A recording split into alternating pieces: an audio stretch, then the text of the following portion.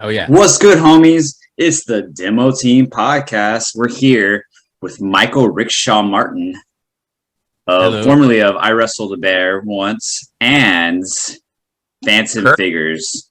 How are you doing, man? I'm doing great. How are y'all doing? Amazing. You know, Yeah. it's Friday. We're about to have a great weekend, right? Hell yeah. I'm trying. I'm We're also trying, joined yeah. Michael Hey, Andono of An Awful Mess, big homie from Arizona. So he wanted to come by, get a good conversation here with Rickshaw and all that awesome, cool stuff that we just want to like catch up on memory lane, see what you're doing now, and just like, feel the vibe, man. You guys want to listen to all that? Go. Ryan, do you want to head us off? Get this party going? Sure. So, how's everybody's day doing? Everybody having a good one? I'm doing great. Sure, I could say that. Yeah. Legally, I'm obligated to say What about yes. you, Michael and Michael?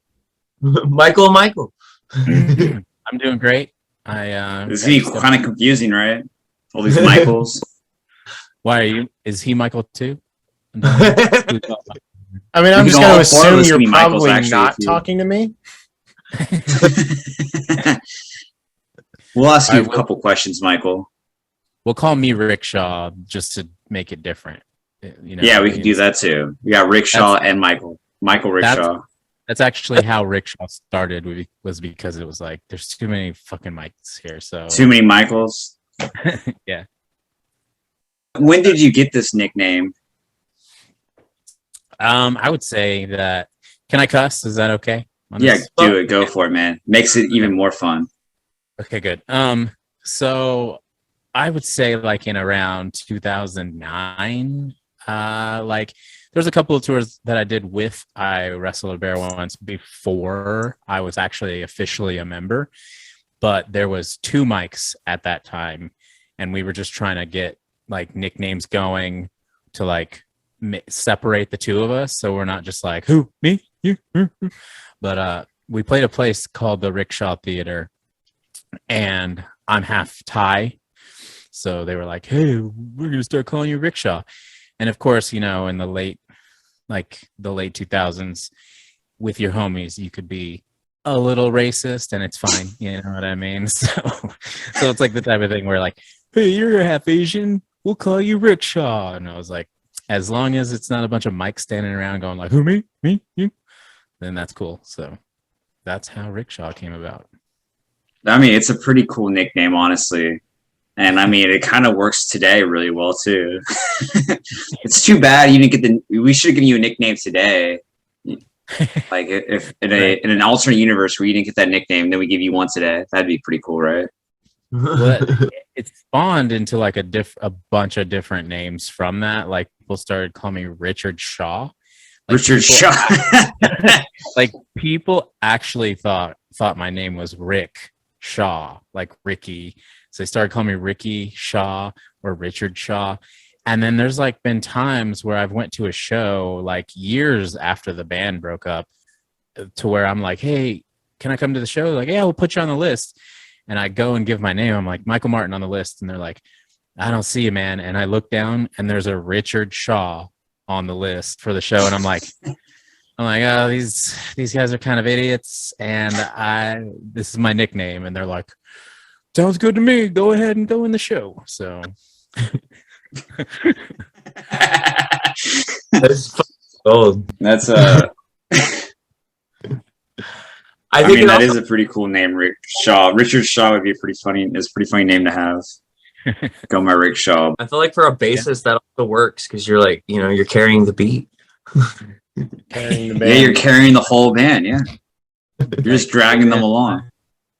get in It's my like- little cab and I'll carry the beat to the finish line, Nonstop. So how about we take it all the way back, Rickshaw? How did you end up becoming like how'd you get into music? Like, what did you grow up and like were listening to, and you're just like, you know what, maybe I do want to make music. So honestly, man, I grew up in Kansas, and it was like a small town in central Kansas called Hoisington, and it was like the worst place. You know, looking back, and I have perspective now, like just traveling, doing international touring and stuff like that. I am like so lucky to have escaped Kansas. Like it is honestly like, and you know, people are gonna give me shit and like my high school friends or whatever, but like that is the worst place to grow up.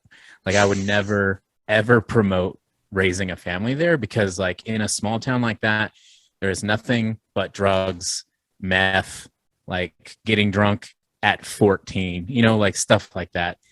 And it was the worst. But after I turned into a teenager, obviously got into music, but my brother is the one that kind of started showing music. And so my first kind of like love for music was like Tupac, Biggie, Boys to Men, like, you know, shit like that.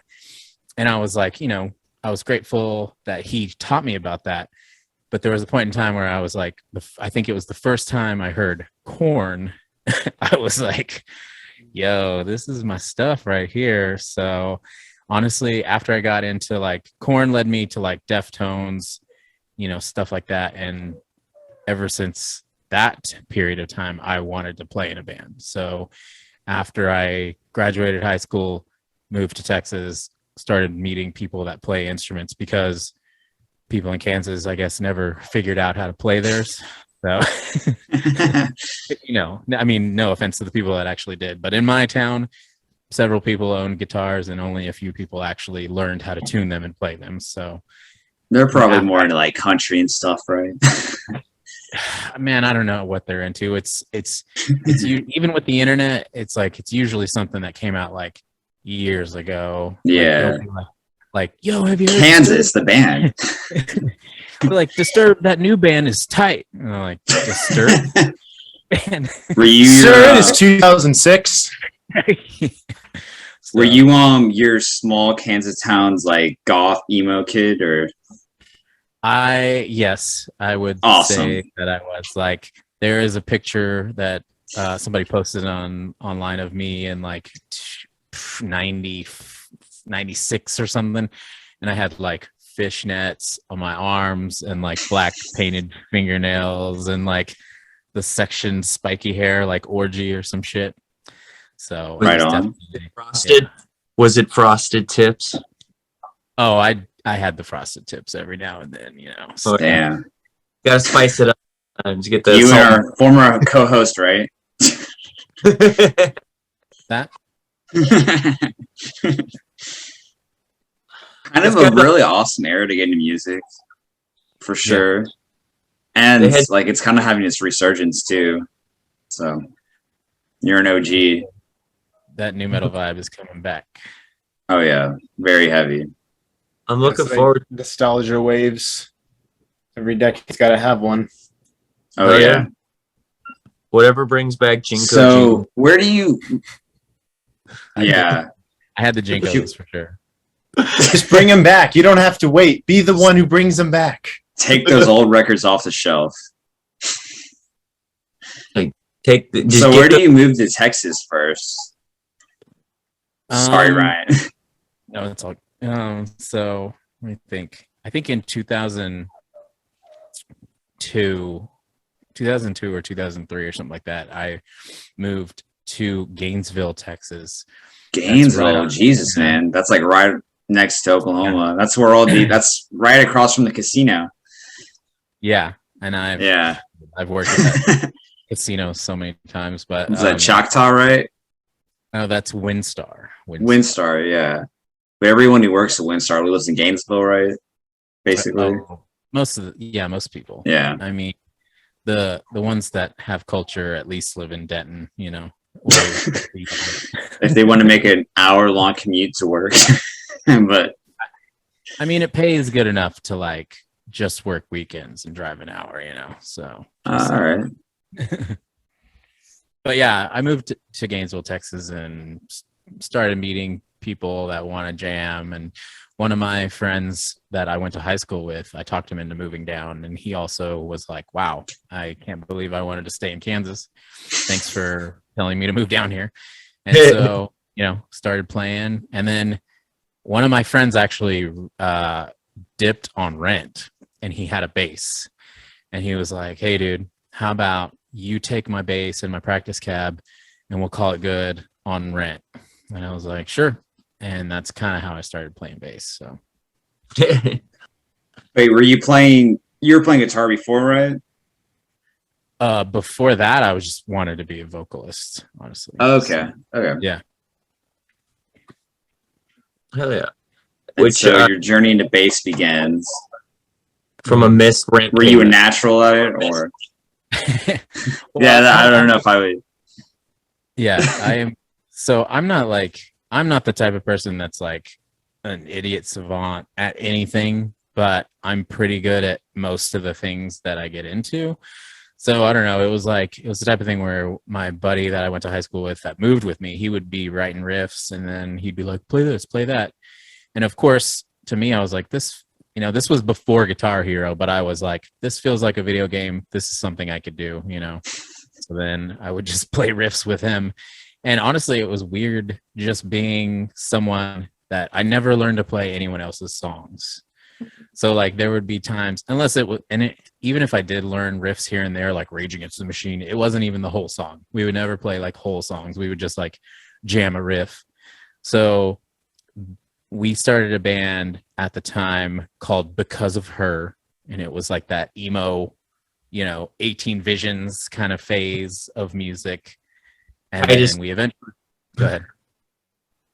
I was saying tight pants. Oh yeah, definitely had the girl jeans and the swoopy hair. But yeah, then so then after that I met a few more people. We started that band turned into Surrounded by Monsters, and then we actually knew Statues Cry Bleeding from Louisiana, which was Steven and John, who eventually started Iwrestledabearonce. So we started trading shows. They would bring us to Louisiana, and then we'd bring them to like Dallas area. And then eventually they started Iwrestledabearonce, and their bass player got caught with pot, and it was like probation for 5 years. Couldn't leave the state. So they started having me come over and play bass with them whenever I had the time. So. All right. Yeah. So that's kind of a unfortunate occurrence. Worked out for you. Worked out for me. Funny little coincidences. Missed rent, arrested. I think if you had like a character sheet, and you had your stats, your build, I think your luck is all the way maxed out, because you have some very fortunate circumstances there that have led to some great opportunities for you. That's true. Maybe the luck has ran out though. At this Why? Why do you think that? I mean, I don't know. Like, of course, whenever you're like you get put into the music scene. And, I Iwrestledabearonce for 6 years, and it was like the type of thing where they were like encouraging me not to get a side job. They're like, "Dude, don't get a side job. What if we get tour offers?" And I'm like, "Well, shit, I'm not going to argue with that. Like, I would rather not have a job, So, and then whenever it all falls apart, you're like, "Oh, I want to write some music. Oh, I want to get some guys together." And like, no one takes you serious until it gets back to a certain like level, like a certain standard of music. You know what I mean? So I'm still kind of reaching to that standard in which people will pay attention. You know what I mean? Yeah. I feel like I know Iwrestledabearonce was like a huge chapter in your life, and like with Fantom Figures, you're definitely moving on into while similar atmosphere is definitely different in its own right. And I feel like you have all the workings and stuff for something that could captivate and grab people's attention. I think it could possibly just be a thing of just getting the right amount of eyes, like, get that wheel churning. Cause like, I feel like you guys are just a little bit under the radar right now, because I like what you guys have put out, and I feel like more people were aware that the bass player of I Wrestled a Bear Once was like shredding the gnar in Fantom Figures. I feel like people would be like, wait, what? Let me go check that out real quick. And I'm happy that you're on a show like our podcast, because that's kind of something like we love doing. We love bringing attention to stuff. Like we've had Dr. Acula on the show, and they kind of shared similar sentiments, like with Egg Monsters from Mars. Like they released that song and they were just kind of like, well, I wish people would listen to that instead of like our old stuff. We're just kind of pining for the past. And it's just like, I don't know. Yeah. You gotta. It's consistency and staying with it, because I feel like with Fantom Figures, you definitely have all these right mechanical parts that can get the wheels spinning for you again. Yeah, and like it's kind of come to the attention of like certain people that are in the scene. So like, I don't know. I kind of had like, to be completely honest, what happened was I did a dab the other night, and this is probably like a month ago, but one of my buddies was like, this is not your normal dab. This is going to mess you up, like for real. So then after I did it, I went home and was like, wow, I'm so high that I'm having like an existential crisis almost. But then after I came down, I was like, whew, you know what? This kind of put some things into perspective. And the people that have been talking to me kind of want to join the band, and we kind of want to like do something else with it, like kind of expand on what we were already doing, but then take it to some new levels. So for me, it's going to be like, I'm going to give it all I got for like this next batch of songs, and then we'll see how it goes before I start worrying about my bank account. I feel that. You gotta Don't worry about your bank account. you gotta ride that shit till the wheels fall off, man. And like, if you're Pretty not much. seizing every opportunity with your best foot forward, like I think like, if lightning strikes once, it can definitely strike again. And it's not like you're not putting forth like good music. And if you have bigger and more grandiose plans with just the skeleton you've laid out so far, I think there's gonna be some meat on them bones. You know what I mean? Yeah, you're gonna reanimate this skeleton. Do it. I mean, obviously I'm ready, and I've made the sacrifices. Things are a little different now. I'm a little older, I'm married, but there's just a part of me that's just like, man, can I go play music for like a decent living, so I think it's an I think achievable. you should be able to. Yeah. I think that I think there's something wrong with me, because in this fucked up world that we live in 2022, and it's just getting worse, I believe that everyone should do the things they love and get paid and live their life doing it. I believe that too. Oh yeah. And here I am working at a strip club bathroom. It just sucks that the people with the money don't think that.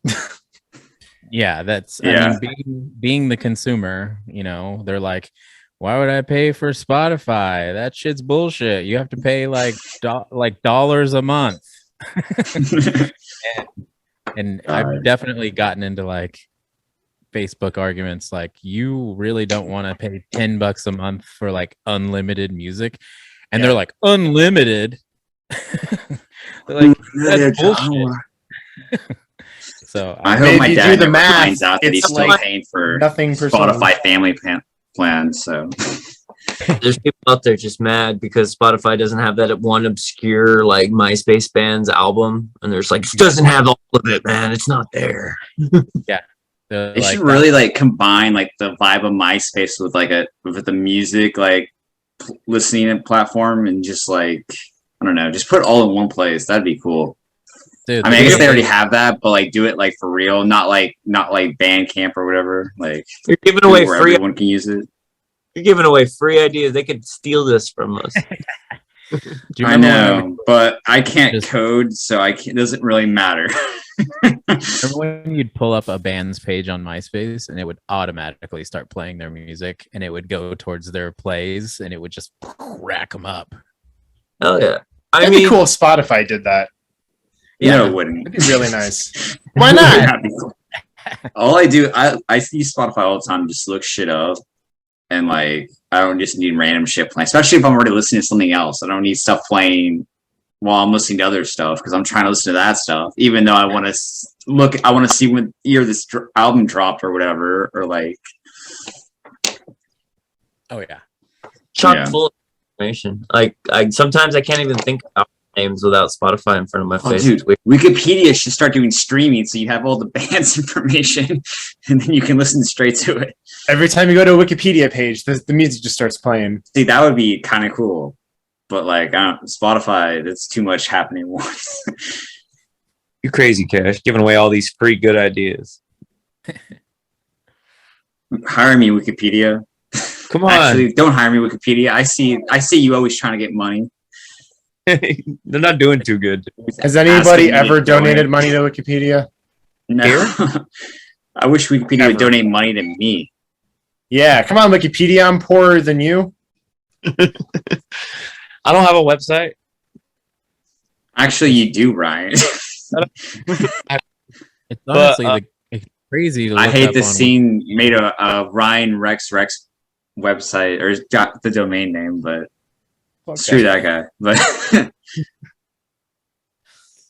You were saying, I mean, he's mad about something all the time. So yeah, I was pretty just much. saying it's crazy to go to Wikipedia and see so much misinformation about members of bands. Like, yeah, like Yeah, that's kind of I think why we delayed like putting you on an episode was because I looked up I Wrestled a Bear once and I don't think you were on it and I was like, I don't know, man.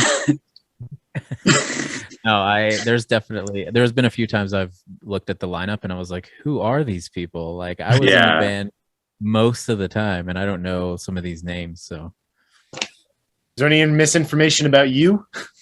I haven't actually looked at it in a while, but like I started working at Pint House Pizza Brewery, and some of them were like In Austin, I'm pretty sure I've been there. Which one do you work at?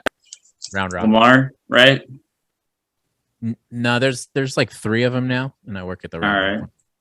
But yeah, like they were like, yo, you do music? And then I was like, yeah, check this out, check that out. Oh, they're like, oh shit, I used to listen to Iwrestledabearonce, and then they like started going through my Wikipedia or the Wikipedia page on it, so they found out all my nicknames at that point. So apparently I'm on there, and my nicknames are too. So Richard Michael Shaw. Michael Richard Shaw Martin. Yeah. Michael Richard Shaw Martin. I think they came out with Ricky Martin at that Yeah, point. You know? Ricky Martin was an I Wrestled the Bear once. Everyone knows this. That's a rare one because then that's the mixture of the nickname and my real name. It's interesting. That's deep lore right there. That's deep Iwabo lore. Yes. It's like you're like Rusty Shackleford like level aliases right now. Yeah, dude. He's the dude.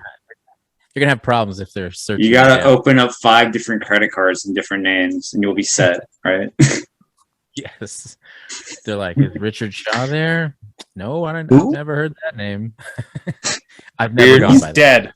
He's dead. He's dead and doesn't need to pay taxes anymore. Alt press article. Former I Wrestled the Bear once bassist indicted on multiple counts of fraud. That's how they get you. It's always a tax fraud. Pretty much. Got Lauren. That's how they got Lauryn Hill, right? It also sounds like the title of a Wrestle a Bear Once song, but I mean, indicted on federal charges. That'd be a good song name. Yeah, that would be. Speaking of titles of I Wrestled a Bear Once songs, do you guys ever miss those days where like bands just named their songs wacky shit? What? Alaskan Flounder Basket?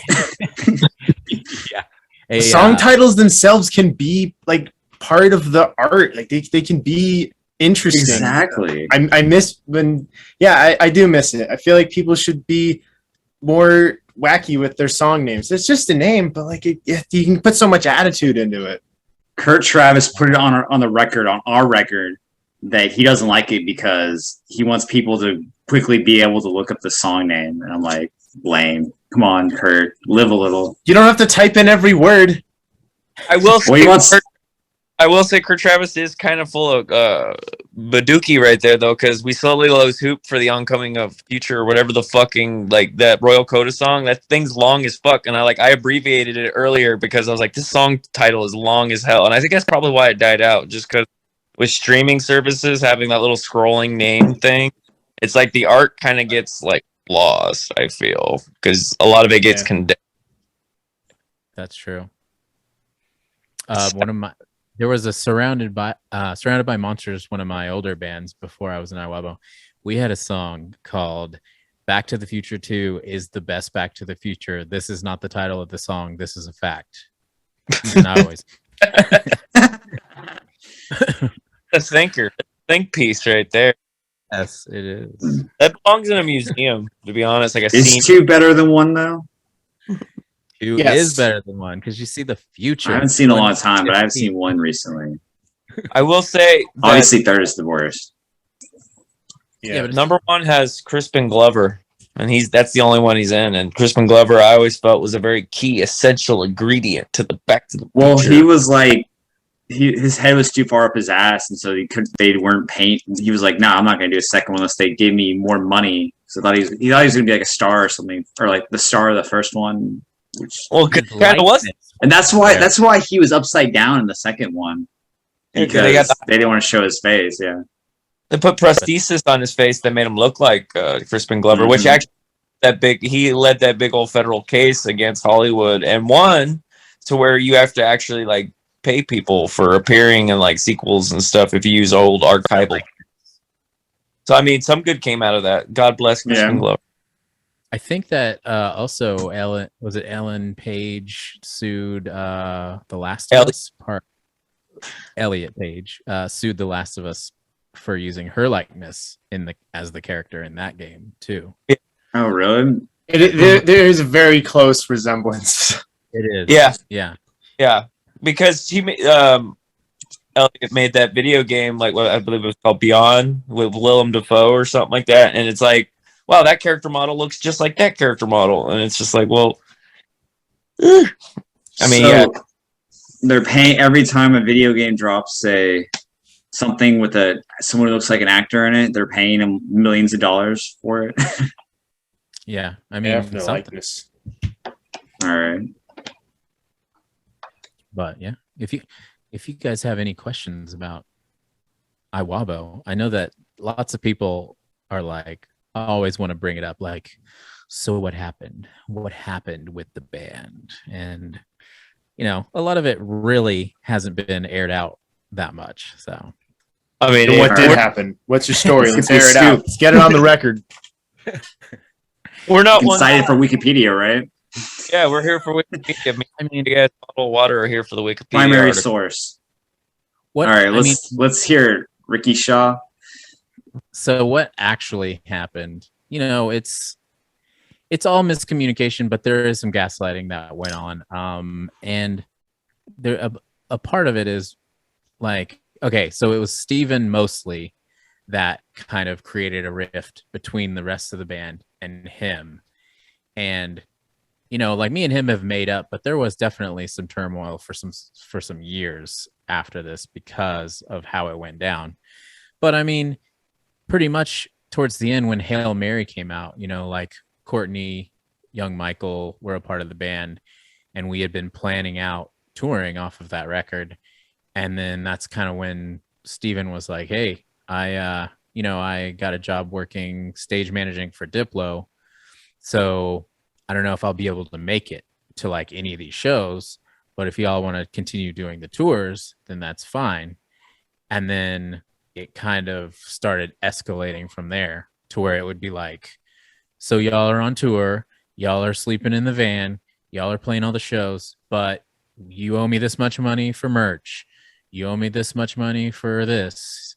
You owe management this much money for that. And like, it started becoming like, hey man, just send us the invoices, send us, all the shit we need to pay, and we're fine with it. But like, whenever you're just like, hey, pay this, pay that, and then our manager eventually comes around and he's like, hey, so y'all gonna pay that bill or what? And then we're like, we already did. And then management's like, no, never that never happened.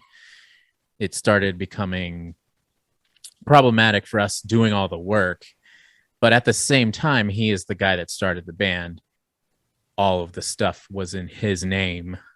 So eventually, what happened was like all of us were like, hey, you're not on tour. You know, you're calling us to kind of like want this and want that from us. Do you want to quit the band?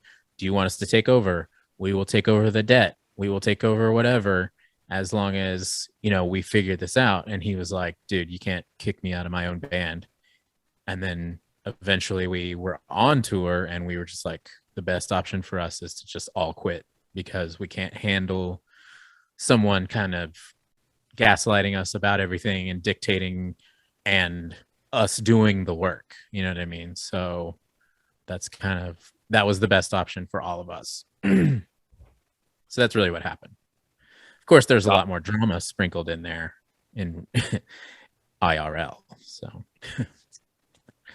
I mean, that's an exclusive right there if I've ever heard one. I mean, yeah, for sharing that. It's unfortunate, and it seems like I mean, that's probably not the only band in the world that's ever gone through that. It seems like a miscommunication seems to be the downfall of a lot of great bands, especially in this scene where it's just like paperwork and then just falling down in communication. Like, that sucks, especially considering like Iwabo was great and Hail Mary was an awesome album. yeah, and you know, obviously Courtney and Michael are doing well now. But that's like, you know, part of the thing that really irks me about the way the internet is, or the way that like fans are, is like there was a point in time where we're out touring on Hail Mary and we're playing a city, or no, it wasn't even, it was before that. It was before Courtney was ever on a record. She had just taken over. We just started getting used to her being in the band. And I went to, it was the tour we did with Attila, and it was Attila and what's the Texas band that what all their Texas songs July? were about Texas? Texas in July. No, Upon a Burning Body. Oh yeah. So we were on tour with them, and it was like the first national touring that Courtney was doing that wasn't Warped Tour. And I remember going to eat a sandwich at like a local shop down the street, and kids literally were like, I don't care about Iwrestledabearonce anymore. The new singer sucks. And then it was like, wait, like in my mind, I was like, there's no new record, and this is the first time in this city since she's joined the band. So how does this person even have a judgment? And because the internet wasn't as big as it was, or big as it is now at that point in time.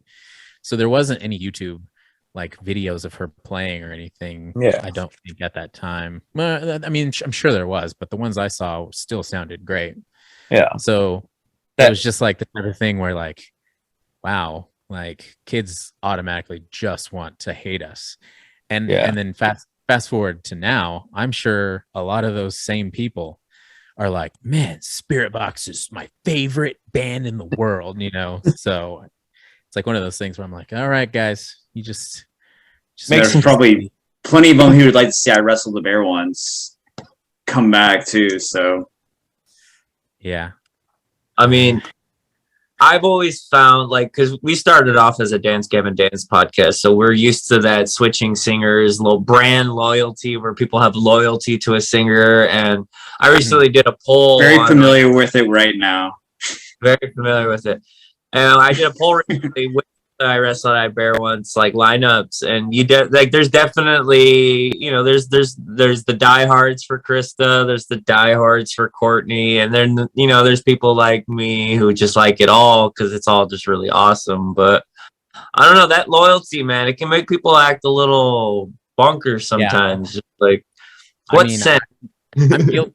I'm guilty of it too, because I was thinking about this the other day. I am like really into old North Lane albums.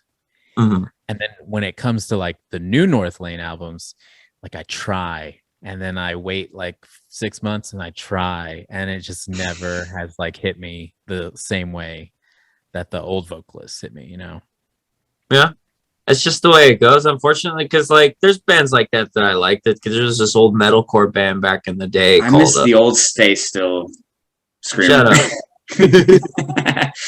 Nobody there was I'm this just old playing. band called Catherine. They were from like Lodi, I think. And their original vocalist, like, you know, he passed away and then the new guy take over, and it's just like that loyalty for someone that, like, you know, it's not his fault that he passed away, and it's not his fault a new guy came and took the job. But you know, that loyalty makes you act stupid. You're like, no, this is horrible. I don't like this. This is no good. And then years later I check it out and I'm just like, fuck, I should have listened to this more. Well, and it's different too. Whenever like for mine, like it's like I like the old singer of North Lane. How's North Lane doing now? Shit, seems like they're doing pretty well for themselves. So like, who cares about what I think? But whenever it's like, whenever I've definitely heard people be like, man, fuck Eddie. Suicide Silence was best with Mitch. And I'm like, you think that they all wanted their best friend to pass away? Like, Yeah. dude, just chill out, man. Like, You complaining is not going to bring anyone back to life. yeah. He's not going to show up at your birthday party. Oh my gosh, they're gonna start doing holograms when. Oh no.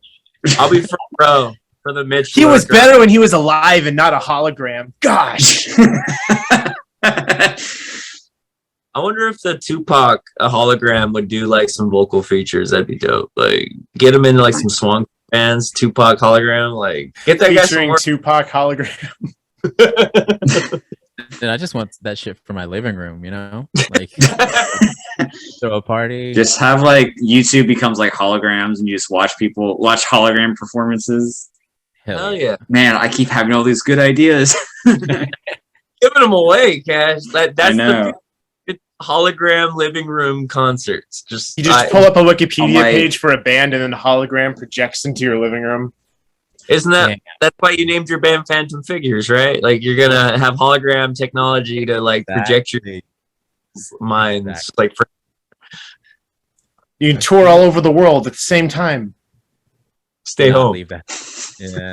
That sounds like the best option, honestly. That's like the Gorillas. They're not even there. It's just it's someone else. I mean, Kiss used to just hire people to go out and make them play their songs for them. They did? So I've heard. It's conspiracy theory. I'd believe it. Yeah, me too. Based off Gene Simmons's personality, I would not hold it past him at all. I read somewhere that Akon used to have his brother go to autograph signings because they look similar. Just to double up that payment.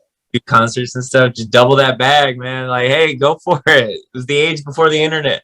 Eddie Murphy's brother used to pretend to be him on the Chappelle Show. The weird thing is like the age of the internet like supports shit like that, you know? Like I saw like a Drake lookalike who gets paid. He seriously makes enough money to like whatever he wants. He gets flown out to like Florida locations to like act like he's Drake. And like that guy is so corny, man. And Drake is already corny as hell. Like there's a video of that guy, the fake Drake, calling real Drake, and real Drake was so pissed off. Like he's on a video and he's FaceTiming real Drake, and real Drake is just like so fucking pissed off at him. Well, it's like it's confusing nowadays because it's like remember when Milli Vanilli got caught lip syncing? They were like, I actually don't. I was too young for that. Yeah, exactly. But still, like they were done after that. They were no more. Mm-hmm. Like if that shit happened these days, there would probably be like a small following that were like, fuck yeah, we love people that lip sync, dude. There's like, I mean, I think it's almost like kind of accepted that like almost like a lot of pop artists are lip syncing right now. So oh yeah, for sure. Yeah, especially Super Bowl performances. Yeah. What the heck even are Super Bowl performances? It's like the biggest facsimile of an actual music performance. Like what the heck is going on? No one here's playing music. Nothing's plugged in. No one cares. The fans are fake. Get back to get back to They're the like, football. We'll never beat Prince. Why do we even try? Right? Yeah. Bring Prince back from the dead. The Weeknd was really real. Make him play football. The Weeknd. We need to reanimate Prince. No more holograms, just reanimated corpses. Sam Raimi style.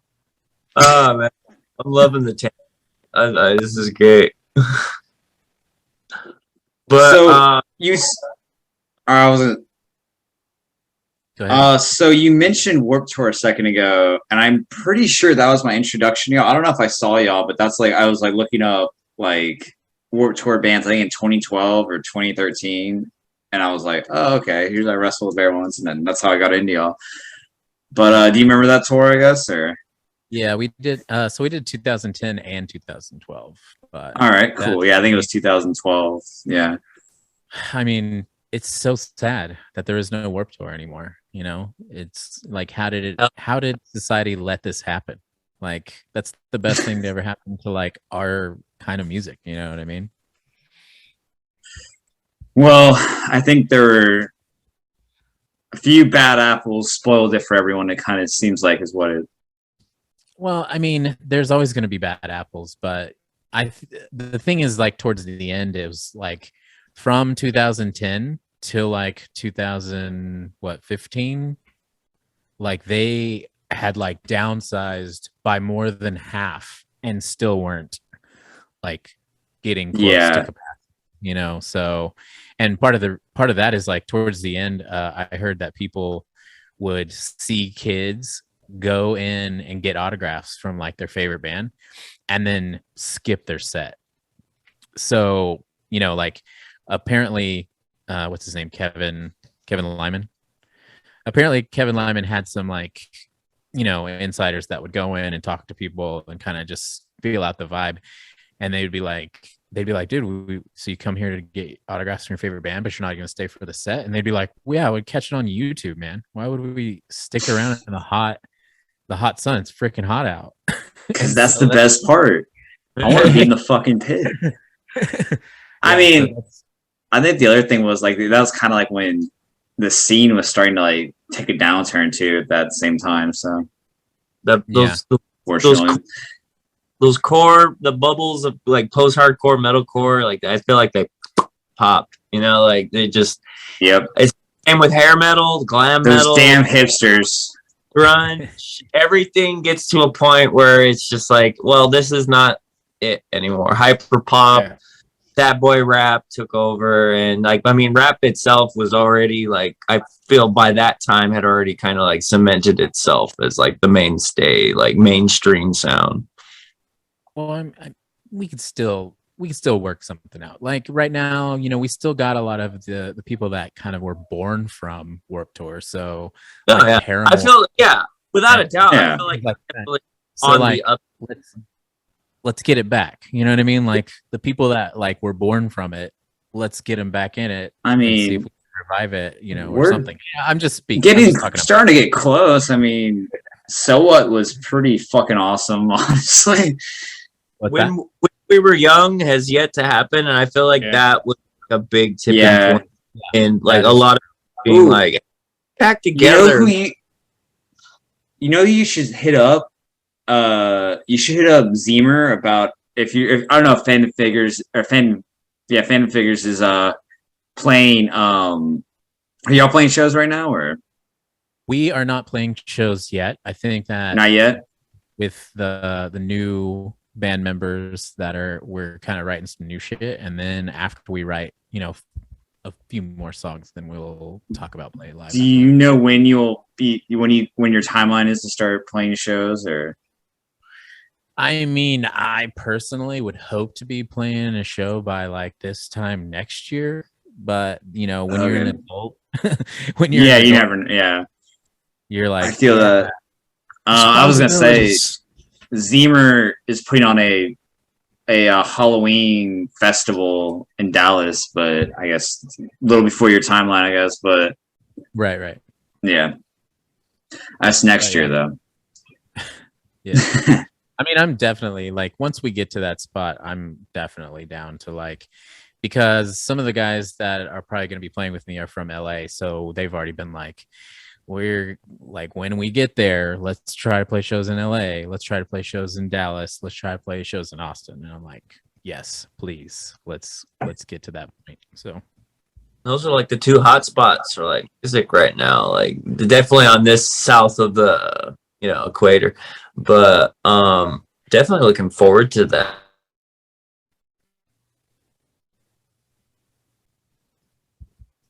You froze. Yeah, looking forward to what? Me do this with my hands. Like it's the cliffhanger.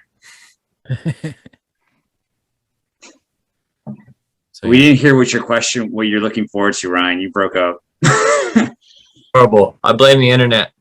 I was saying, like, you say you have these members from LA. Are these like, name brand, like old name brand names? I mean, yeah, like the era that I come from, like there was a band that we toured with, and it's a couple of guys from a similar band. Not as weird, I guess, but it's the type of thing where like we're gonna work on stuff, we're gonna pump out songs, and then we're gonna talk about who all's in it and stuff like that. Just because I don't know. I just don't want to jump the gun, like especially if they're like if they start working on songs and they're like, yo, fuck this, I'm out. Fair enough. Never keep your eggs in the basket before they hatch. You gotta keep some stuff close to the chest. That's fine. That's cool. I like pride. Keep your eggs in your chest. Unless you're Marvel, then you could just fucking drop the next 3 years of please. Need to know. Yeah. So what about the eggs for the EP and the music video? Who is all involved in that? Like what parts of the band?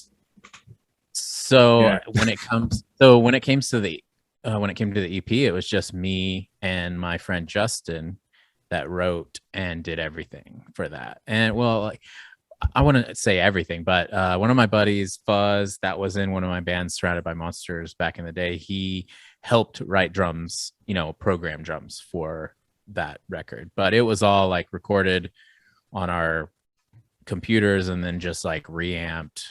It was Chris Whitted from Body Snatcher. He like reamped everything and mixed and mastered it for us. So it came out super sick, dude. And like with Andriano was saying with your music video, like I feel like a lot of that like humor, that little that like scene Iwabo humor like definitely is found there, and I appreciate that charm because I like core music like Dr. Ekula, I Set My Friends on Fire, Iwabo, like where it wasn't too overly serious, not a bunch of dudes playing in a church, like like oh god, you need a soft guy in a cowboy hat sometimes, I mean, we're definitely gonna, like, even with this new stuff, we're gonna like step it up and be more serious with our writing. But as far as like the way we present ourselves, it's just still gonna be fun. I have something against like bands that are all about image, and then you're like, I'm literally scared to meet this person, and then you meet them and they're like, hey man, how are you? And like dude, just be that guy, in your band. Like you don't have to be like someone who like, oh, I beat my girlfriend and that's my image, and then you're like a church goer, But yeah, that's horrible. Jesus Christ. I would just give an example, you know what I mean? Yeah, like Jesus Christ. And I feel like that having the fun attitude almost makes the really serious stuff hit a little bit harder, because there is that contrast of like, oh, this is a fun person, but now they're writing this really serious song, and you can like feel the emotion in it. Yeah. I mean, instead of being edgy all the time, and then it's like, oh look, another sad song. Oh look, another angry song. Tired of sad songs. You could take your art serious and still be who you are at the same time. Yeah. Exactly. I mean, music's got to be fun at the end of the day, because it's such a like big, expensive hobby. And if you can't have fun with your art, which is like, if you want to make a living off of it, or if you just want to like get people engaged in what you do. It's like sometimes appealing to humor and comedy, or just being yourself, maybe turned up to 11, you know, just all the way out. Like that can go a long way to endear yourself to an audience. And it's like, it's one of the things I liked about your music videos. It's one of the things I like about your music. It's one of the things I like about you as a person, because you're very endearing and you're a charming lad who's got a good head on his shoulders. Thank you. Cool. But I mean, like at the same time, like we live in some very heavy times, you know. Mm-hmm. It's You almost gotta like lighten the mood. Levity. It's like we're trying to get rid of comedy at this point, because it's like, well, no, we're offending everyone. It's like, dude, just chill out, man. We're just all trying to make each other laugh. Like that's the point. And it's getting less and less, and the heaviness of everything is becoming more and more. So it's like we need some chill. You know what I mean? Yeah. Maybe we should go to bands for comedy instead of comedians. The Fantom Funnies. I mean, I've done a comedy set in my life, and I was like, oh, right on. Sick. I honestly was like running like 101 temperature, and was like, I'm dying, but I signed up for this, so I'm just gonna do it. But You're just gonna do it. I definitely had I was like, you know, as a metal person, like one of my jokes was like, you know, everybody sits there and they're like, you know, why do you listen to metal? Why are they so mad? What are they even saying? But then they go to Planet Fitness and listen to Chris Brown, you know, on the treadmill for 2 hours, the guy that beat the shit out of Rihanna, you know, like, dude, yeah. metal guys are just doing their thing. Let's not fucking degrade them, you know, just because they're screaming. It's a language, man. So like, exactly. Like Iwabo, you were just bass playing, and then, you know, with Fantom Figures, you're handling vocals as well, which is something you said you wanted to be originally. Like, do you handle bass still in Fantom Figures, or is it strictly? So with the EP, it was just all like I would help arrange, like just because I hadn't really broke out my bass in a while. I was pretty discouraged on like the last project that I did with some of my friends. And it definitely became like a thing where everybody was like, you know what we should do? We should do this. We should do this. We should do this. We should do this. And then no one saw eye to eye. And then we're all just like, I don't want to do this anymore. So my bass had been locked away. And then Justin, that was writing all the guitars at the time, was just like, hey, I'm writing all these bass parts for my guitar stuff. And then I would just arrange them. He would just send all the individual tracks, and I'd kind of arrange it the way that I thought it would be best. Because he would kind of just like free-form jam a bunch of stuff, and then I would make it into verses and choruses and stuff like that. So, and then I would do vocals after it was all put together. Dude, sick. Get some sick arranging skills, man, because some songs are put together very nicely. Quite enjoy it. What you got there? I am considering going back to bass though, because, like I said, somebody else is interested in doing vocals, and they've done that professionally before. So, I mean, there's nothing against, like, you know, I know we mentioned Kiss earlier, but you know, you could be bassist and vocalist too. I mean, you can help them out. Like, yeah, you have two vocalists. An Awful Mess is two vocalists. Yeah. Works out really well because then you can have, you know, the difference in the dynamics for different parts of the songs. Get them sick layered vocals where it just sounds like monsters, just like roaring. The demo team has two vocalists. Yeah, it's both of us. Yeah. Wait, so are you guys in a band? I'm in a band called The Angel Like Expression. I used to be in a band called Stay Still, which was why Cash was yanking my chain earlier about it. But no, I've been screaming since I was like 15, 16. I'm like 33 now, so I do enjoy screaming. So over half your life you've been screaming. Pretty much. I mean, I was screaming before that too, but you know, I didn't call it vocal. I just was yelling like an idiot. That's cool. It was fun. I expect some links. Send me some links so I can hear. Hell yeah, dude. We got a new song coming out with Joey Holiday. He's done music for like Brasilia, and he was in Anamoria. So I'm really excited for that to come out. But I'm more excited to talk about Fantom Figures. Not me. Yeah, Fantom Figures like goes fucking hard, man. You know, the background there kind of has the same color scheme as the EP with the pinks and the blue. Oh yeah. It was cotton candy. Yeah. Yeah, I do like that Infomania. Like it's like it sounds like Nymphomania, but it also sounds like Infowars. So I think of like Alex Jones being an info, and it's just like, you know, it gets the brain working. The information. A lot of the lyrics and the inspiration for the EP was over COVID, you know, sitting around doing nothing. And I just thought Infomania was like, hold on, let me yell at my doggy. Winnie, stop. It was the quietest yelling ever. No barking. I have the same issue. I had to go to yell. My doggy was just all barking earlier, and I was like, "You already went to the bathroom. You ate. You went that. You did everything. I don't know what you need right now, but I need to do this interview real quick." But yeah, Infomania to me was like everyone being addicted to the internet to the point of it's disgusting. You know what I mean? Like like, you know, I feel that a tool.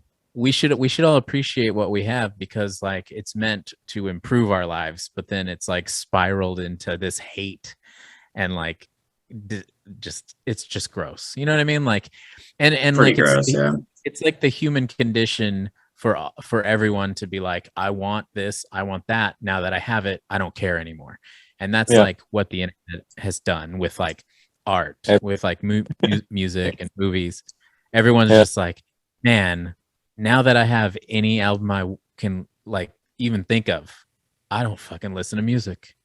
Or, you know, like now that we're getting like all of these, you know, in my situation, I would say all of these crazy Marvel movies that are adapting like comic books I read as a kid, everyone's like, fuck that shit sucked. And it's like, dude, when I was a kid, what did we get for comic book movies? Not shit. It was like what? Darkman or something. You know what I mean? Ben Affleck is Daredevil. We got Ghost Rider with Nick Cage and so and it's we got really lucky with like X-Men and Spider-Man, but then everything else was just kind of like, oh god.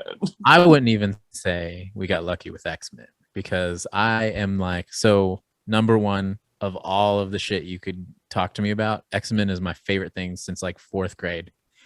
And those X-Men movies were garbage compared to what X-Men actually was. I mean, but sure, they're watchable. I mean, you can't. As far as adaptations go, you're gonna have a hard time to compare to the '90s cartoon in terms of like adaptations. You know, like it's hard to get that accurate. But considering that X-Men, I'd watch that over Elektra. Like, you know, like it does get worse. Yeah.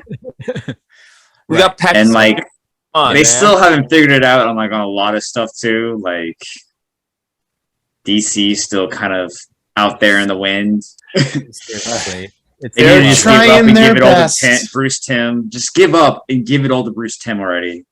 Yeah, but I don't know if y'all pay attention to Comic-Con, but like the comparisons of what DC had to offer versus Marvel was like, man, you guys just hang it up. So you're going to be cast as Wolverine in the upcoming MCU X-Men? Is what you're revealing to us? I mean, honestly, damn, that's a lot of working out to do. I mean, if I had my own people, my own cook, my own, nutritionist and all that shit. Dietitian.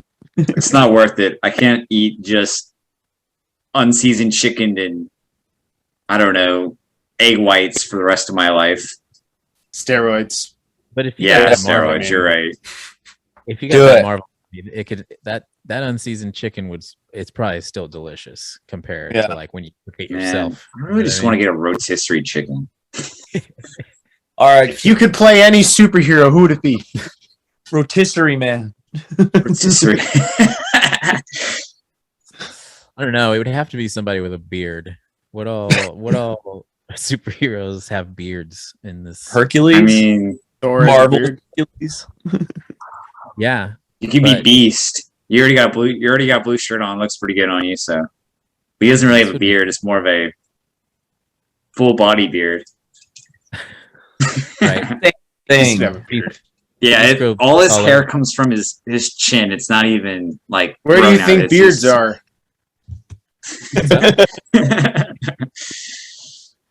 Shit. So, Cash, are you running out of time? I know you only had like an hour. I've got like 15 minutes. You good?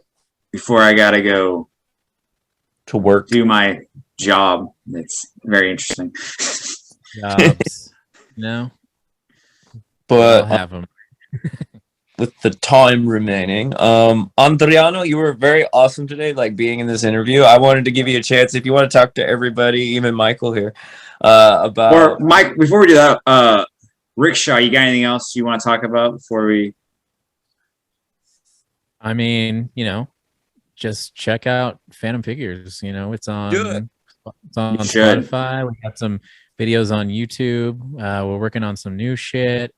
I'm probably going to start my podcast back up, whenever we are done writing some new music, because that was fun to do, but I got burnt out on it. So I was like pumping out. Very understandable. I did an episode every week for like 2 years. Ooh. And that was like hour-long podcasts every week. So the editing process kicked me in the sack. And eventually I was like, I'm going to take a break. And then that turned into a year. So when did you, what was this like? We'll get to An Awful Mess here in a sec, but when did you start this podcast? What was it called? Where can people find it? So the podcast is called Worship and Tribute Nerd. And it is something I started in like 2019. And it was mainly like the main thing that we would do was just kind of do interviews with band guys, but we would talk about the nerdy shit that they like.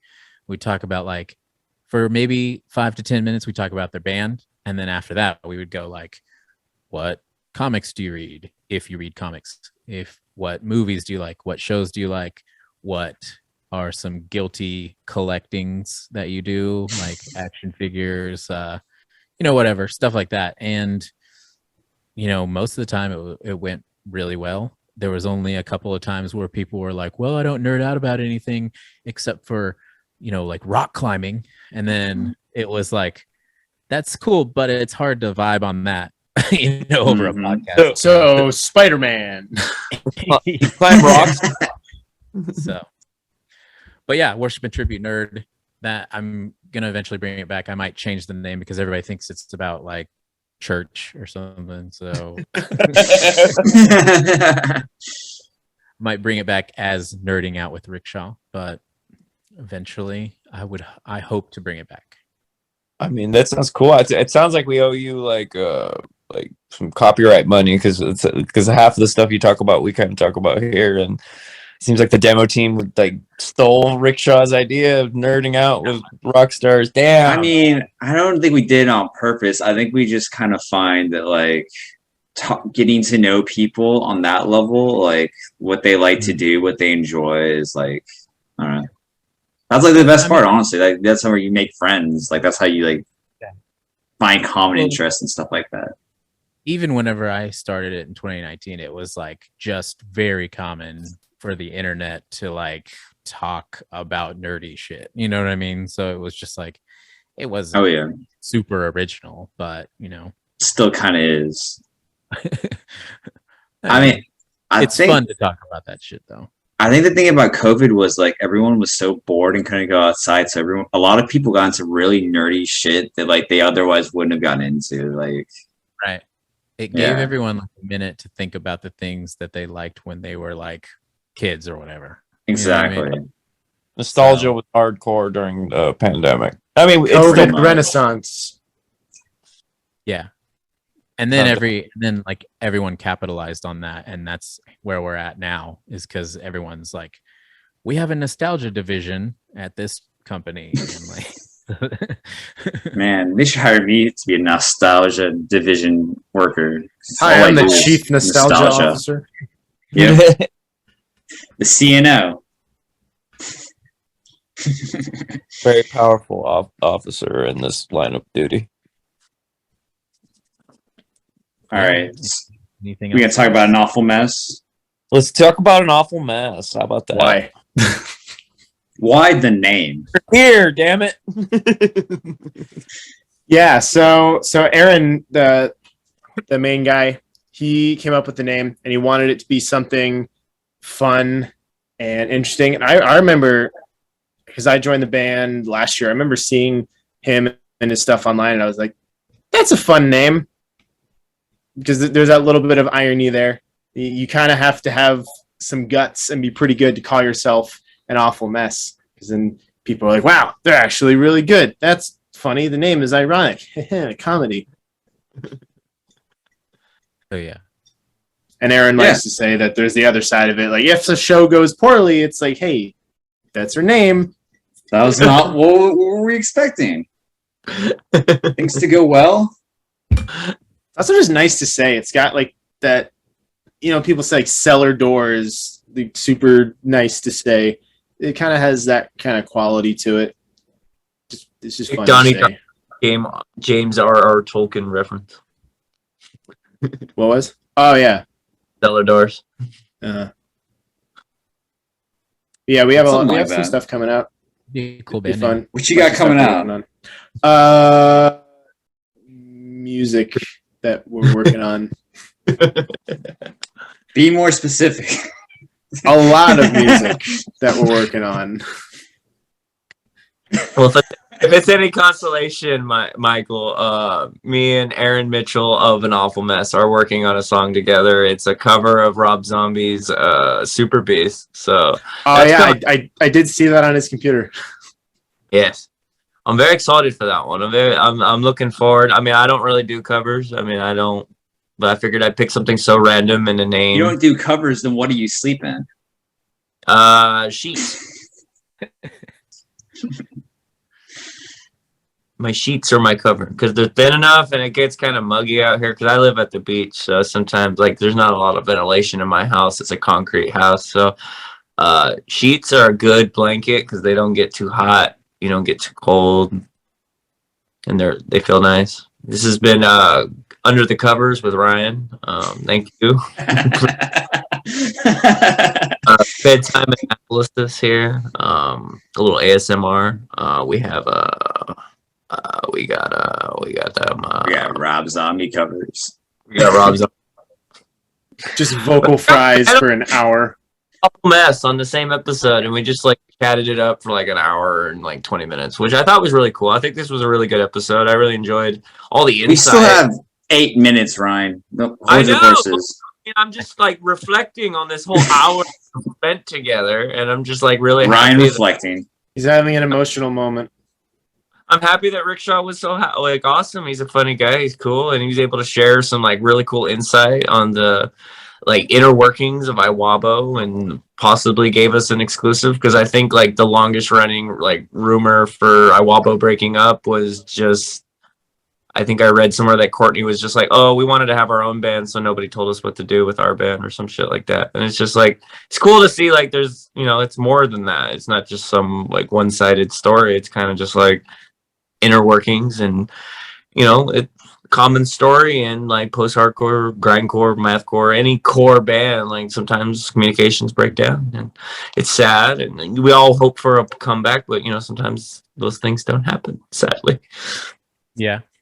And there was after the band actually broke up, they were like, yeah, we're gonna start a new band, and at this point I don't even know if they want me to talk about it or whatever, but like I was supposed to be their bass player, and then Mikey, our old drummer, and Iwrestledabearonce was going to be their drummer.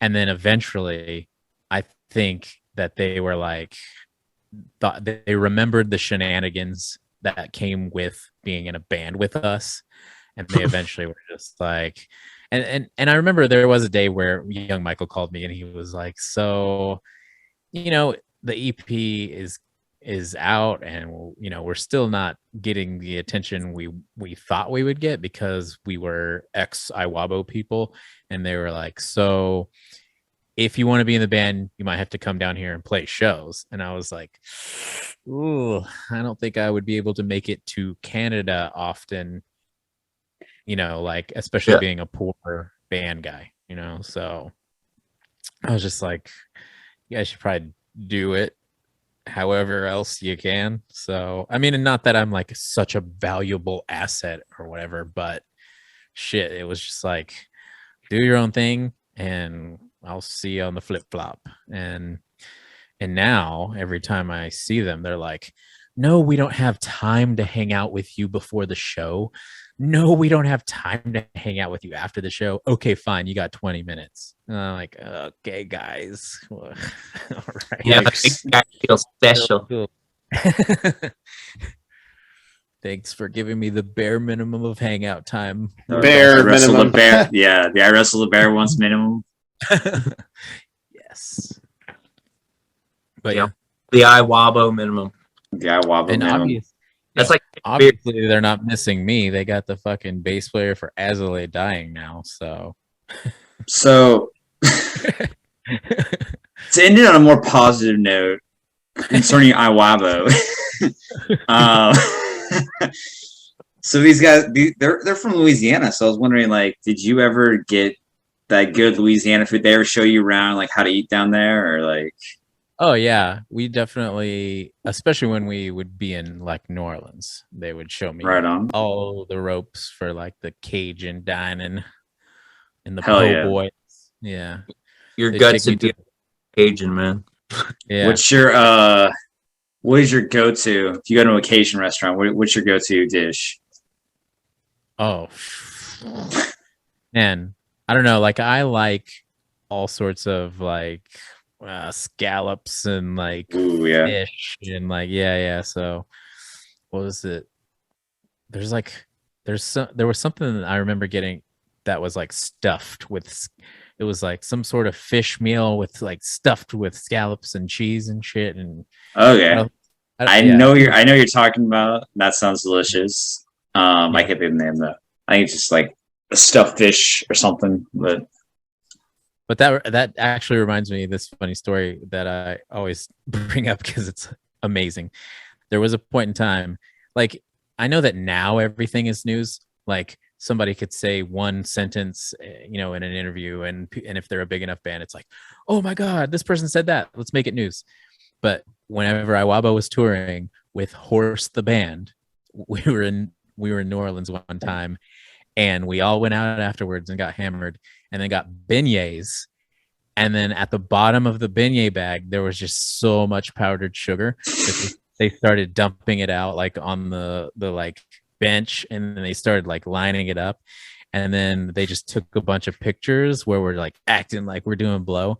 And on Metal Sucks, like that same week, it was like Iwabo and Horse the band do so much blow in New Orleans.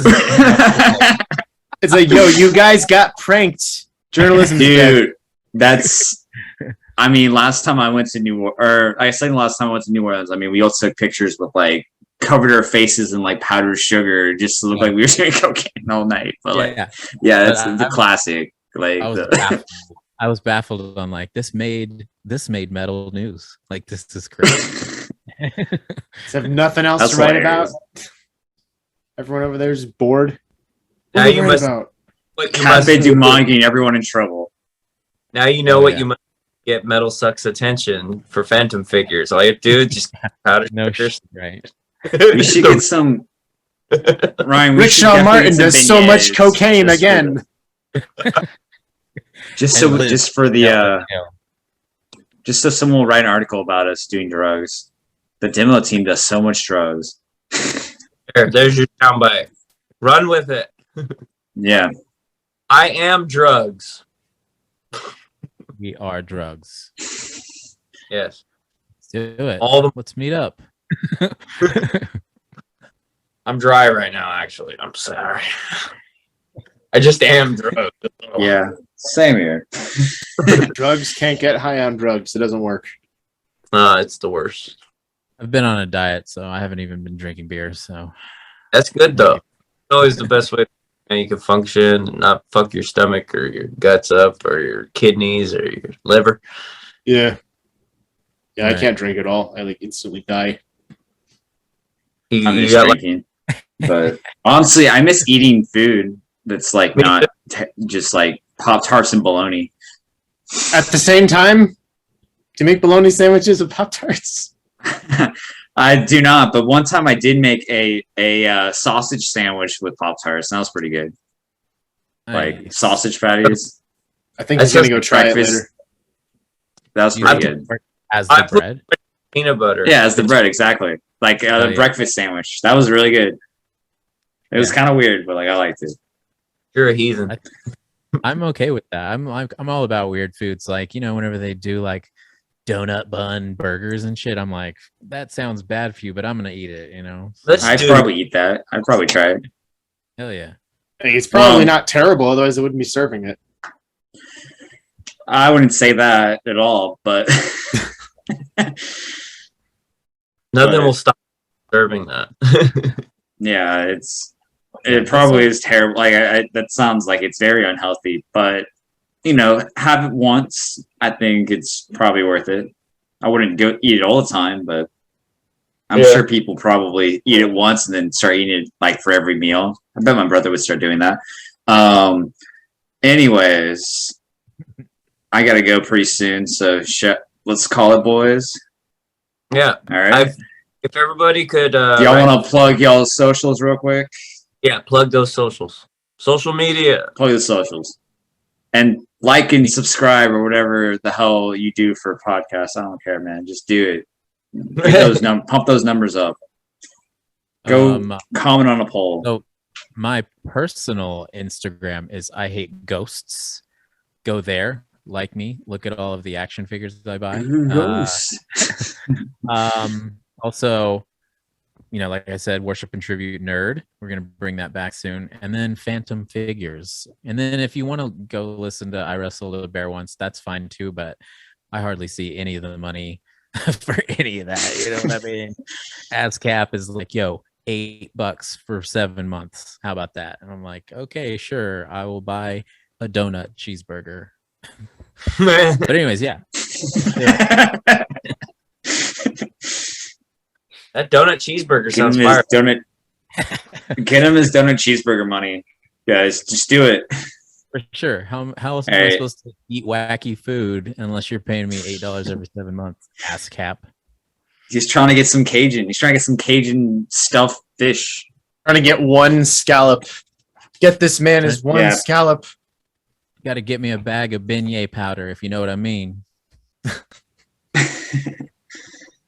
New Orleans beignet powder. That's the new slang term. Give me that sweet Cafe du Monde. All right, Michael Andriano, you're up. Yeah, so you can follow An Awful Mess at An Awful Mess Band, and yeah, my personal one is michael.misha.andriano. So. I just followed Rickshaw, so follow me back. I forgot to mention Fantom Figures is Fantom. Yes, it is. It confuses people when I go Fantom Figures with an F.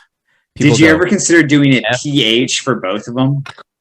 Fantom Figures. That's pretty good too. Yeah, that's gonna be the tribute band. I don't know, like it's like all the bands that are like, instead of a V, we'll put a 4 or whatever. I'm like, Fantom Figures won't be hard to figure out if it's an F. And then I've had people come up to me and go, I can't find your band, and they put FHANTOM, and I'm like, no, Fantom with an F, like not F. You're like, good. You are now too stupid to listen to my music. Bye. That's not alliteration. Actually, it still is. But yeah, Danny Fantom Figures. Anyways, I think we're gonna wrap it up now. Thank y'all so much. Like and subscribe. Also, go give VI Playlist a listen and follow them on all their socials and like and subscribe them too. Now, hell yeah. Thank you. We're out of here. Guys, so much, both of y'all, for coming in here today. I appreciate both of you. Your time and your energy was great today. It was a great episode. I can't wait for everybody who listens to come back. Please be sure to support all these artists. Listen to their music while you sleep. 8 hours of streaming. That could put some cheeseburger donut money in these guys' pockets. It's all about that cheeseburger donut money. You can buy half a fish. What was I gonna say? Yeah, thank y'all so much. Come back another time when I not right before I have to work, and then we'll talk for like 5 or 6 hours straight. It'll be awesome. It'll be like a whole what's that guy? Dan Carlin podcast. Yeah, without a doubt, you guys are always welcome back anytime. Absolutely. Thanks for having me. Hell yeah, guys. Of course. Everybody have a great day. Take care. Thank you. And Rickshaw, if you ever come to Dallas, come hit me up at work. You'll have a good time. Hell yeah. I'll be there. Throw donuts. All right. He'll get you a strip club donut. I can't even get myself a strip club donut. All right. We're out. Things.